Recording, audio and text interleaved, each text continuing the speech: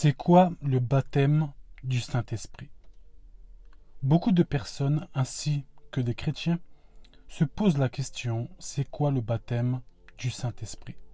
Avant de répondre dans une autre vidéo comment être baptisé du Saint-Esprit, nous allons d'abord répondre à la première question. Ce qu'il faut savoir, premièrement, c'est que ce baptême dont nous parlons vient du Saint-Esprit. Voilà pourquoi nous disons baptême du Saint-Esprit, pour dire qu'il n'y a pas d'autre source. Deuxièmement, le baptême du Saint-Esprit concerne celui qui est né de nouveau, car ça concerne celui qui a déjà l'Esprit. Le baptême du Saint-Esprit, c'est quelque chose que le Saint-Esprit communique aux croyants. Je parle du vrai croyant né de nouveau. Et quelle est cette chose? C'est une puissance. Dans Actes chapitre 1er, le verset 8, on nous dit « Mais vous recevrez une puissance, le Saint-Esprit survenant sur vous, et non en vous. » Détail très important. « Et vous serez mes témoins à Jérusalem, dans toute la Judée, dans la Samarie et jusqu'aux extrémités de la terre. » On n'a pas dit le Saint-Esprit survenant en vous, mais sur vous. Donc, le Saint-Esprit qui est déjà en toi, c'est lui qui te communique cette puissance. Une puissance qui survient sur toi.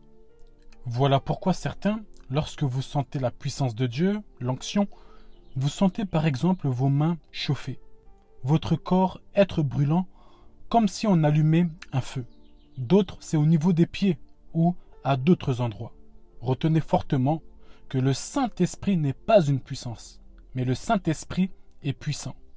Le Saint-Esprit est une personne divine étant puissante.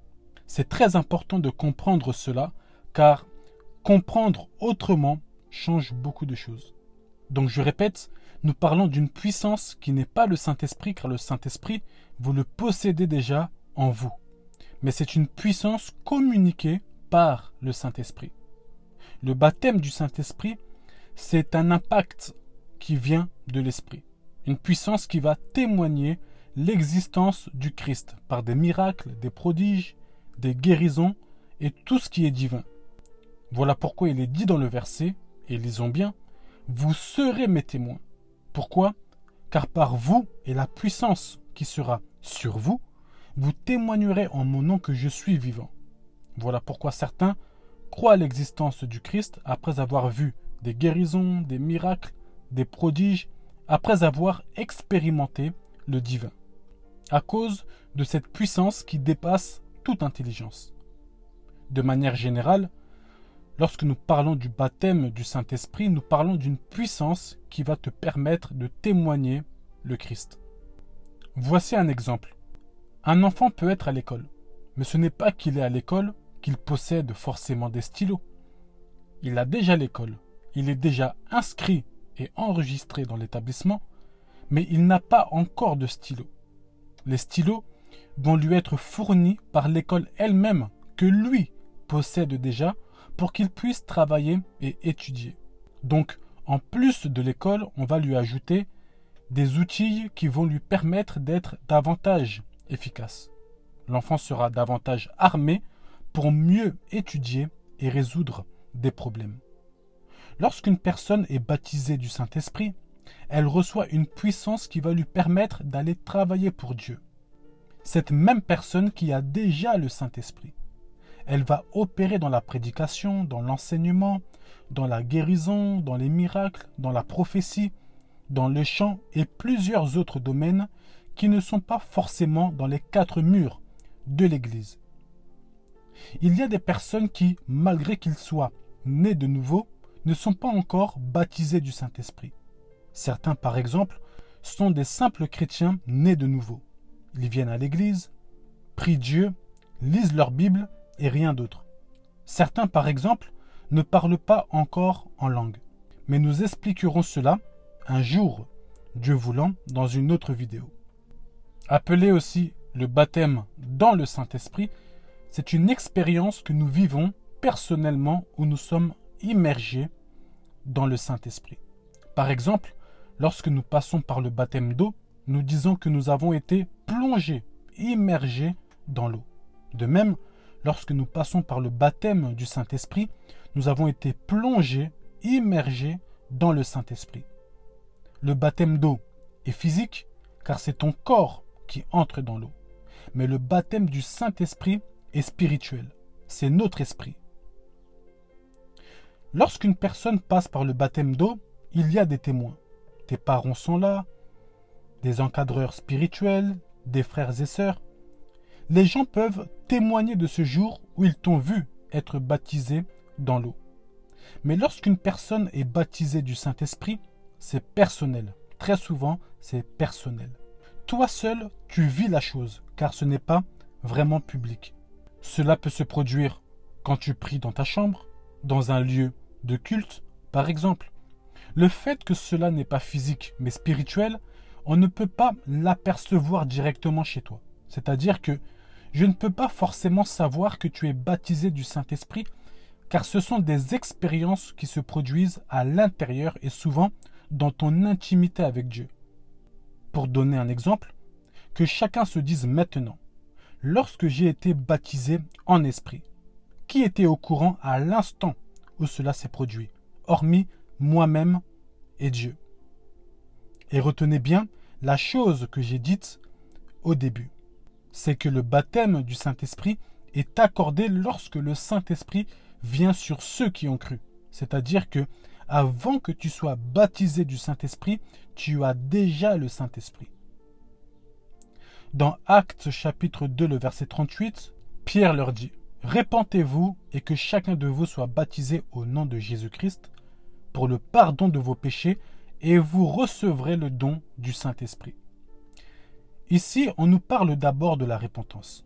Donc, on nous parle d'une personne, par exemple, qui a cru car elle s'est repentie.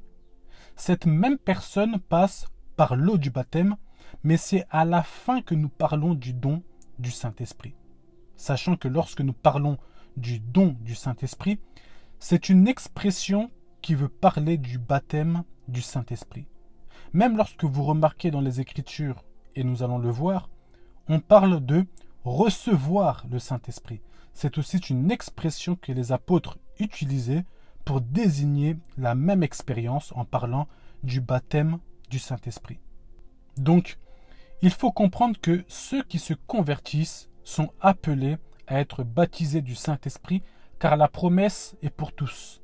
Dans Actes chapitre 8, le verset 15 à 17, on nous dit « Ceux-ci, arrivés chez les Samaritains, prièrent pour eux afin qu'ils reçussent le Saint-Esprit, car il n'était encore descendu sur aucun d'eux. » On a bien dit « sur aucun d'eux », on n'a pas dit « en eux ». Ils avaient seulement été baptisés au nom du Seigneur Jésus. Alors Pierre et Jean leur imposèrent les mains et ils reçurent le Saint-Esprit. Ici, nous voyons qu'ils étaient passés par le baptême d'eau, mais ils n'étaient pas encore baptisés du Saint-Esprit. Tu veux savoir pourquoi c'est du baptême du Saint-Esprit dont on parle lorsqu'on dit qu'ils reçurent le Saint-Esprit? Car pour que le Saint-Esprit puisse venir en toi et dans ta vie, on ne doit pas prier pour toi pour que tu puisses avoir le Saint-Esprit, mais on doit prier pour toi afin que tu crois en Jésus-Christ. Cependant, on peut prier pour toi afin que tu puisses recevoir le baptême du Saint-Esprit, sachant que tu as déjà le Saint-Esprit parce que tu as cru. De manière plus simple, recevoir le Saint-Esprit en toi demande de croire en Jésus-Christ. Mais pour le baptême du Saint-Esprit demande de prier, si je me base sur le même exemple. À partir de ces explications que j'ai données, relisez le verset. Rappelez-vous que les deux expressions « recevoir le Saint-Esprit », comme nous l'avons vu dans ce verset, et « le don du Saint-Esprit » veulent désigner la même chose, à vrai dire le baptême du Saint-Esprit. C'est très important de savoir ces choses, car il y a d'autres expressions qui veulent parler du Saint-Esprit, mais en nous, le Saint-Esprit dans notre cœur. Dans Jean chapitre 14, le verset 17, on nous dit « L'Esprit de vérité que le monde ne peut recevoir, parce qu'il ne le voit point et ne le connaît point. Mais vous, vous le connaissez, car il demeure avec vous et il sera en vous. » Vous remarquez, là on ne dit pas « sur vous », mais « en vous ». Donc là, on nous parle de la présence du Saint-Esprit en nous, dans notre cœur.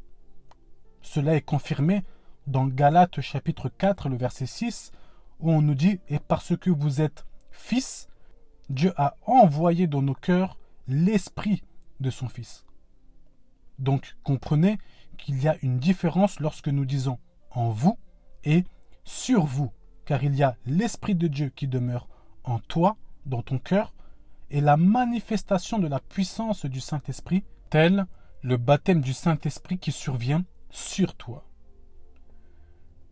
Ce qu'il faut savoir, et qui est très important, c'est qu'il faut enseigner le baptême du Saint-Esprit. Comment les gens croiront qu'il y a un baptême du Saint-Esprit ou comment sauront-ils qu'il y a un baptême du Saint-Esprit si les leaders n'enseignent pas ces choses? Retenez qu'on peut présenter le baptême du Saint-Esprit comme la plénitude du Saint-Esprit ou un revêtement de puissance. Une personne baptisée du Saint-Esprit, c'est une personne recevant un revêtement de puissance. Pour finir, lorsqu'une personne est baptisée du Saint-Esprit, le Saint-Esprit le remplit de sa puissance et se manifeste, ce qui veut dire que cela devient apparent. Dans Actes chapitre 2, le verset 4, on nous dit « Et ils furent tous remplis du Saint-Esprit et se mirent à parler en d'autres langues, selon que l'Esprit leur donnait de s'exprimer. » Ici, nous voyons que cela est apparent. Ils se mirent à parler en d'autres langues. Pourquoi? Car ils étaient remplis du Saint-Esprit. Voilà pourquoi un des signes du baptême du Saint-Esprit, c'est le parler en langue. C'était le message sur c'est quoi le baptême du Saint-Esprit. Merci beaucoup.